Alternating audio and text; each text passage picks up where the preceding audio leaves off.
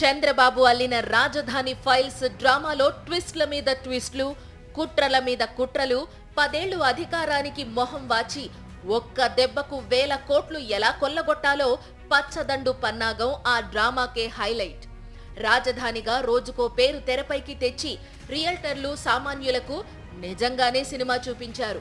అసలు రాజధాని ఎక్కడో తన పరివారం చెవిలో బాబు ముందే ఊదేయడంతో అమరావతి ప్రాంతంలో పచ్చదండు వాలి గద్దల్లా భూములు తన్నుకెళ్లింది. ఇతర ప్రాంతాల్లో భూములు కొన్న రియల్టర్లు, సామాన్యులు గొల్లుమంటే బాబు అనుచరగణం పండగ చేసుకుంది.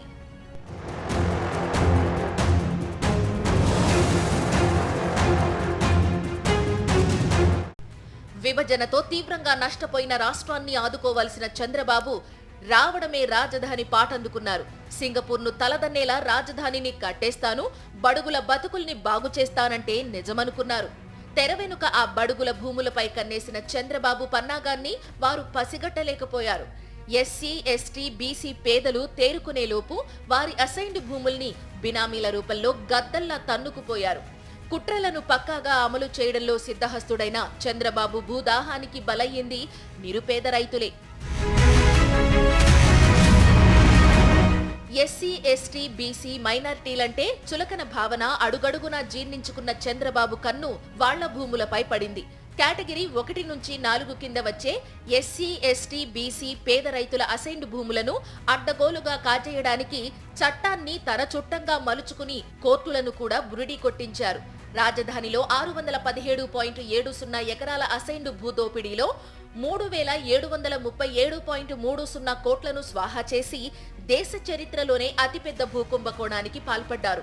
అసైన్డ్ భూముల పరిరక్షణ కోసం చేసిన అసైన్డ్ భూముల అన్యాక్రాంత నిరోధక చట్టాన్ని ఉల్లంఘించి భూముల్ని చెరబట్టారు. 2014లో టీడీపీ ప్రభుత్వం అధికారంలోకి రాగానే పేదల భూముల దోపిడీకి రోడ్ మ్యాప్ ముందుగానే సిద్ధం చేసుకున్నారు. భూ సమీకరణ ప్యాకేజీని నిర్ణయిస్తూ 2015 జనవరి 1న జీవో నంబర్ 1 జారీ చేశారు.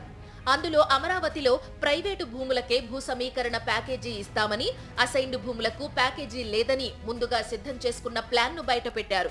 అప్పుడే చంద్రబాబు, నారాయణ బినామీలైన రియల్ ఎస్టేట్ వ్యాపారులు, వారి ఏజెంట్లు రంగంలోకి దూకారు. తమకు అసైన్డ్ భూములు విక్రయిస్తే ఎంతో కొంత డబ్బులొస్తాయని, లేదంటే భూములు కోల్పోతారని భయపెట్టారు. దీంతో ఆందోళనకు గురైన ఎస్సీ, ఎస్టీ, బీసీ, మైనార్టీ పేద రైతులు ఎకరా కేవలం 2 లక్షల నుంచి 5 లక్షలకే అసైన్డ్ భూములను బాబు బినామీలకు సేల్ డీడ్ ద్వారా విక్రయించారు. అనంతరం వాటిని 6 కేటగిరీలుగా విభజిస్తూ భూ సమీకరణ ప్యాకేజీ ప్రకటిస్తూ 2016 ఫిబ్రవరి 17న జీవో నంబర్ 41 జారీ చేశారు. వాటికి భారీ ప్యాకేజీ దక్కేలా చూసుకున్నారు. రాజధానిలో ఎస్సీ, ఎస్టీ, బీసీ, మైనార్టీ పేద రైతులకు స్థానం లేకుండా చేశారు.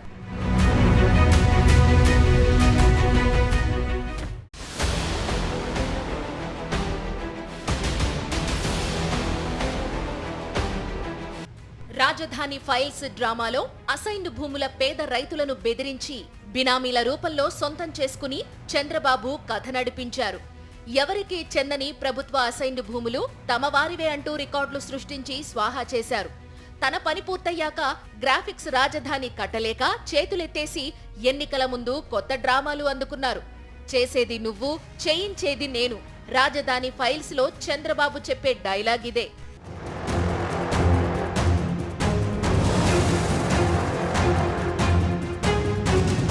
ప్రత్యక్షంగా గాని పరోక్షంగా కాని ఏ వ్యక్తికి లేదా వ్యక్తులకు తెలియపరచనని దైవ సాక్షిగా ప్రమాణం చేస్తున్నానని చెబుతూ 2014లో చంద్రబాబు నాయుడు ముఖ్యమంత్రిగా ప్రమాణ స్వీకారం చేశారు. సీఎం కుర్చీలో కూర్చున్నాక కుట్రలు చేయడంలో, నమ్మిన ప్రజల్ని మోసగించడంలో సిద్ధహస్తుడైన చంద్రబాబు ఆ ప్రమాణాన్ని నిస్సిగ్గుగా ఉల్లంఘించారు. అత్యంత కీలకమైన రాజధాని రహస్యాన్ని ఎల్లో గ్యాంగ్కు లీక్ చేసి సీఎం పదవికే కళంకం తెచ్చారు. అంతర్జాతీయ రాజధాని అంటూ ప్రధానితో పాటు ప్రముఖుల్ని పిలిచి హడావుడి చేసినప్పుడు బాబు కుట్రల్ని జనం పసిగట్టలేకపోయారు. ఇదంతా పేదల అసైన్డ్ భూముల స్వాహాకు, ఇన్సైడర్ ట్రేడింగ్ కోసం చంద్రబాబు వేసిన ఎత్తులు జిత్తులని అప్పుడు వారికి తెలియదు. తెర వెనుక రాజధాని లీక్స్ సూత్రధారి అసలు సూత్రధారులు చంద్రబాబు, లోకేష్ కాగా పాత్రధారులు నారాయణ, లింగమనేని రమేష్, ప్రత్తిపాటి పుల్లారావు, సుజనా చౌదరి, వేమూరి రవికుమార్, మాగంటి మురళీమోహన్, కొమ్మాలపాటి శ్రీధర్, ధూళిపాళ్ల నరేంద్ర, పయ్యావుల కేశవ్, బాలకృష్ణ వియంకుడు, ఎంఎస్పీ రామారావు ఇలా 1336 మంది బినామీలున్నారు. అసైన్డ్ భూముల దోపిడీ, ఇన్సైడర్ ట్రేడింగ్ తో లక్షల కోట్ల భూదందాకు తెగించారు. ఎస్సీ, ఎస్టీ రైతులను భయపెట్టి బినామీల పేరిట కొల్లగొట్టిన వందలాది ఎకరాలు చంద్రబాబు ఖాతాలోకే వెళ్లాయి. సింగపూర్ కంపెనీ పేరిట స్టార్టప్ ఏరియా ప్రాజెక్టులోని భూముల అసలు హక్కుదారు చంద్రబాబు కుటుంబమే. ఇన్నర్ రింగ్ రోడ్ అలైన్మెంట్ కు ఇరువైపులా అమరావతి సీడ్ క్యాపిటల్ పరిధి దాటి బినామీల పేరిట కొనుగోలు చేసిన దాదాపు 5,000 ఎకరాల అసలు యజమాని చంద్రబాబు కుటుంబమే. అమరావతి భూకుంభకోణంలో లోకేష్ ది పెద్ద వాటానే. తన బినామీ, ఎన్ఆర్ఐ వ్యవహారాల సలహాదారుగా వ్యవహరించిన వేమూరి రవికుమార్తో పాటు మరికొందరు బినామీల పేరిట వేలాది ఎకరాలు దక్కించుకున్నారు. వేమూరి రవికుమార్తో పాటు ఆయన భార్య అనురాధ గోష్పాది గ్రీన్ఫీల్డ్స్ పేరిట అమరావతిలోని కోర్ క్యాపిటల్ ప్రాంతంలోనే 500 ఎకరాలకు పైగా స్వాహా చేశారు. అమరావతిలో అవినీతి తిమింగలం లింగమనేని రమేష్. చంద్రబాబు భూదోపిడీలో ఇతను ఒక ప్రధాన పాత్రధారి. ఆయన కుటుంబానికి చెందిన 355 ఎకరాలను ఆనుకునే ఇన్నర్ రింగ్ రోడ్ నిర్మించేలా అలైన్మెంట్ ఖరారు చేశారు. లింగమనేని కుటుంబ సభ్యులు బినామీల పేరిట కొనుగోలు చేసిన వందలాది ఎకరాలను భూ సమీకరణ ప్రక్రియ నుంచి తప్పించారు. అమరావతిలో దాదాపు 1000కి పైగా ఎకరాలు లింగమనేని హస్తగతం చేసుకున్నారు. చంద్రబాబు తరువాత అమరావతి భూదోపిడీలో రెండో పెద్ద దోపిడీదారు నారాయణ. లింగమనేని కుటుంబంతో క్విడ్ ప్రోకోలో ప్రధాన పాత్రధారు. కృష్ణానదికి ఇటువైపు అటువైపు కృష్ణా జిల్లా పరిధిలో ఇన్నర్ రింగ్ రోడ్ అలైన్మెంట్ కు దగ్గరలో వేలాది ఎకరాలు కొనుగోలు చేశారు. అక్కడ నారాయణ విద్యా సంస్థల భూములు ఉన్నాయి. రామకృష్ణ హౌసింగ్ ప్రైవేట్ లిమిటెడ్ ద్వారా తన ఉద్యోగులను బినామీలుగా చేసి 162 ఎకరాల అసైన్డ్ భూములను హస్తగతం చేసుకున్నారు. అసైన్డ్, ప్రైవేట్ భూములు కలిపి దాదాపు 3,000 ఎకరాల వరకు బినామీల పేరిట గుప్పిట పట్టారు. Narayana benami company Ramakrishna housing limited ది అమరావతి భూకుంభకోణంలో కీలక పాత్ర. అసైన్డ్ భూముల దోపిడీలో ఆ కంపెనీ ఎండీ అంజనీ కుమార్ కీలకంగా వ్యవహరించారు. అమరావతిలో దాదాపు 2,000 ఎకరాలను బినామీలు, ఉద్యోగుల పేరిట రామకృష్ణ హౌసింగ్ లిమిటెడ్ కొల్లగొట్టింది. చంద్రబాబుకు అత్యంత సన్నిహితుడు సుజనా చౌదరి అమరావతి భూదోపిడీలో అతిపెద్ద వాటాదారు. ఆయన తన కుటుంబ సభ్యులు బినామీల పేరిట ఏకంగా 700 ఎకరాల వరకు కొల్లగొట్టారు. అమరావతి భూదోపిడీలో బినామీల పేరిట అసైన్డ్ భూములతో సహా 196 ఎకరాలు దోచుకున్నారు.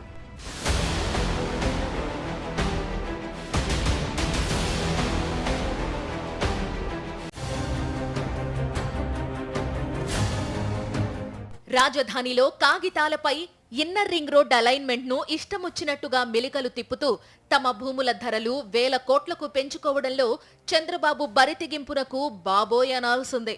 బాబు సన్నిహితుడు లింగమనేని రమేష్ భూముల మార్కెట్ విలువ 177.50 కోట్ల నుంచి 887.50 కోట్లకు, రాజధాని నిర్మాణం అనంతరం ఏకంగా 2,130 కోట్లకు చేరేలా ఐఆర్ఆర్ అలైన్మెంట్ ను మార్చేశారు. ఈ కుంభకోణాన్ని సిఐడి ప్రత్యేక దర్యాప్తు బృందం పూర్తి ఆధారాలతో సహా వెలికితీసి Chandrababu, Narayana, Lingamaneni Ramesh, Lingamaneni Venkata Surya Rajasekhar, Ramakrishna housing corporation MD KPV Anjani Kumar, Heritage Foods, LEPL projects, Nara లోకేష్లపై కేసు నమోదు చేసింది. రాజధాని అమరావతి పేరుతో చంద్రబాబు సాగించిన దోపిడీ కాండ గురించి 2-3 సీజన్లతో వెబ్ సిరీస్ తీయొచ్చు. ఈ కుంభకోణంలో ఇన్నర్ రింగ్ రోడ్ అలైన్మెంట్ లో మార్పుల ఘట్టం అత్యంత కీలకం. సిఆర్డీఏ అధికారుల 94 కిలోమీటర్ల అలైన్మెంట్ ప్రకారం లింగమనేని, నారాయణ కుటుంబాలకు చెందిన భూములకు 3 కిలోమీటర్ల దూరం నుంచి ఐఆర్ఆర్ నిర్మించాలి. అయితే చంద్రబాబు ఆదేశాలతో సిఆర్డీఏ అధికారులు ఇన్నర్ రింగ్ రోడ్ అలైన్మెంట్ లో మార్పులు చేశారు. చంద్రబాబు, లింగమనేని కుటుంబాలకు చెందిన 355 ఎకరాలు, హెరిటేజ్ ఫుడ్స్ కు చెందిన 13 ఎకరాలను ఆనుకుని ఐఆర్ఆర్ నిర్మించేలా అలైన్మెంట్ ఖరారు చేశారు.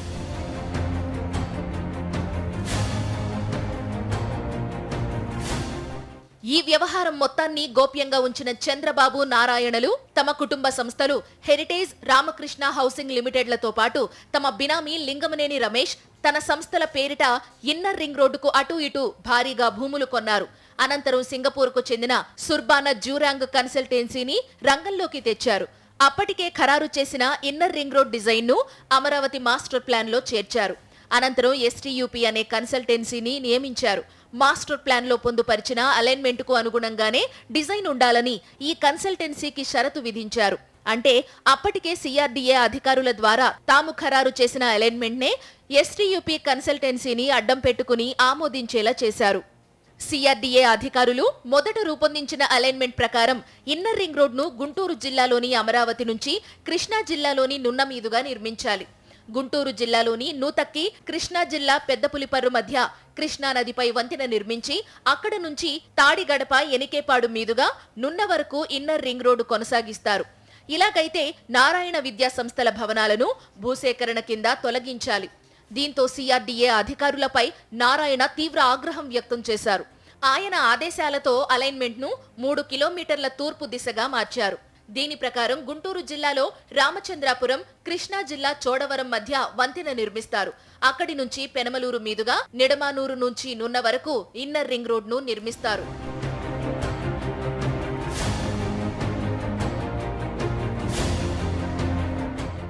మొత్తంగా అలైన్మెంట్ ను మెలికలు తిప్పి లింగమనేని కుటుంబానికి కల్పించిన ప్రయోజనానికి క్విడ్ ప్రోకోగా హెరిటేజ్ ఫుడ్స్ కు భూములు సమకూరాయి. ఐఆర్ఆర్ అలైన్మెంట్ ను ఆనుకునే కంతేరులో హెరిటేజ్ ఫుడ్స్ కు 10.4 ఎకరాల లబ్ధి కలిగింది. 2014 జూన్, సెప్టెంబర్ మధ్యలో ఈ భూములను హెరిటేజ్ ఫుడ్స్ కొనుగోలు చేసినట్టు చూపించారు. ఈ వ్యవహారంలో హెరిటేజ్ ఫుడ్స్ డైరెక్టర్ హోదాలో లోకేష్ ఉన్నారు. లింగమనేని కుటుంబం నుంచి మరో 4.55 ఎకరాలను కొనుగోలు పేరిట హెరిటేజ్ ఫుడ్స్ దక్కించుకుంది. ఇదిలా ఉండగా క్విడ్ ప్రోకోలో భాగంగా లింగమనేని రమేష్ కృష్ణానది కరకట్ట మీద ఉన్న తమ బంగ్లాను చంద్రబాబుకు బహూకరించారు. పవన్ కళ్యాణ్ కు ఐఆర్ఆర్ అలైన్మెంట్ కు సమీపంలోనే 2.4 ఎకరాలు ధారాదత్తం చేశారు. ఐఆర్ఆర్ అలైన్మెంట్ ఖరారుకు ముందు ఆ ప్రాంతంలో ఎకరా భూమి 50 లక్షలుండేది. ఆ భూముల మార్కెట్ విలువ 177.50 కోట్లు. ఇన్నర్ రింగ్ రోడ్ అలైన్మెంట్ మార్పు తరువాత ఎకరా 2.50 కోట్లు పలికింది. 355 ఎకరాల విలువ 887.50 కోట్లకు పెరిగింది. అమరావతి పూర్తయితే ఎకరా విలువ సీడ్ క్యాపిటల్ ప్రాంతంలో 4 కోట్లకు చేరుతుందని చంద్రబాబు అప్పట్లోనే ప్రకటించారు. ఇన్నర్ రింగ్ రోడ్డును ఆనుకుని ఉన్న భూముల విలువ ఎకరా 6 కోట్లకు చేరుతుందని ఆయన అంచనా వేశారు. అమరావతి నిర్మాణం పూర్తయితే లింగమనేని కుటుంబ సభ్యులకు చెందిన 355 ఎకరాల విలువ ఏకంగా 2130 కోట్లకు చేరుతుందని అంచనా. మార్కెట్ ధర ప్రకారం హెరిటేజ్ ఫుడ్స్ 10.4 ఎకరాల విలువ 4.50 కోట్ల నుంచి 22.50 కోట్లకు పెరిగింది. అమరావతి పూర్తయితే అది 54 కోట్లకు చేరుతుందని లెక్క తేలింది.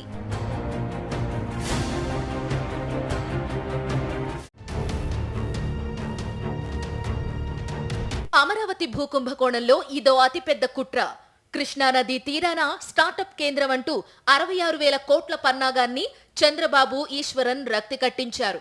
అమరావతి ప్రాంతంలో అతిపెద్ద వాణిజ్య కేంద్రంగా 1,691 ఎకరాల్లో స్టార్టప్ ఏరియాను అభివృద్ధి చేయాలని బాబు ప్రభుత్వం నిర్ణయించింది. అక్కడ ప్రభుత్వ ఖర్చుతో మౌలిక సదుపాయాలు కల్పించి వాణిజ్య కేంద్రంగా అభివృద్ధి చేశాక దానిని బినామీల పేరిట హస్తగతం చేసుకోవాలని కుట్ర పన్నారు. సింగపూర్ ప్రభుత్వంతో ఒప్పందమని నమ్మించి తనకు సన్నిహితుడైన అప్పటి సింగపూర్ మంత్రి ఈశ్వరన్ ఓ ప్రైవేటు కంపెనీ అసెండాస్ను తెరపైకి తెచ్చారు. ఈ ప్లాన్ ప్రకారం స్టార్టప్ ఏరియా 20 ఏళ్ల పాటు సింగపూర్ కన్సార్షియం అధీనంలో ఉంటుంది. ఈ ప్రాజెక్టు పర్యవేక్షణకు నియమించిన మేనేజ్మెంట్ కమిటీలో చంద్రబాబు కుటుంబ సభ్యులు బినామీలే ఉండేలా జాగ్రత్త పడ్డారు. స్టార్టప్ ఏరియాలో ఎకరా కనీస ధర 4 కోట్లుగా తేల్చారు.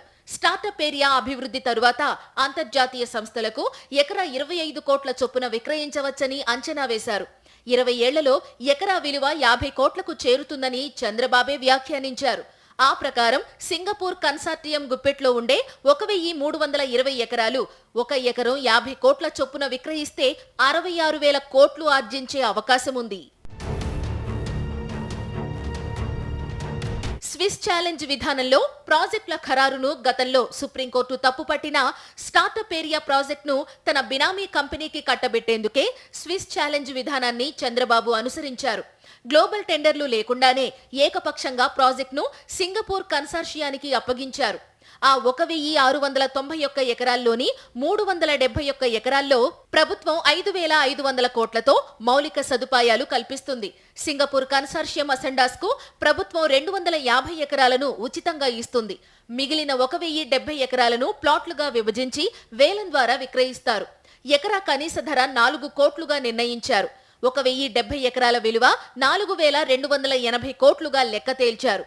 నిధులు సమకూర్చే రాష్ట్ర ప్రభుత్వానికి అందులో 42% వాటా, కేవలం పర్యవేక్షించే సింగపూర్ కంపెనీకి 58% వాటా దక్కేలా ఒప్పందం చేసుకున్నారు.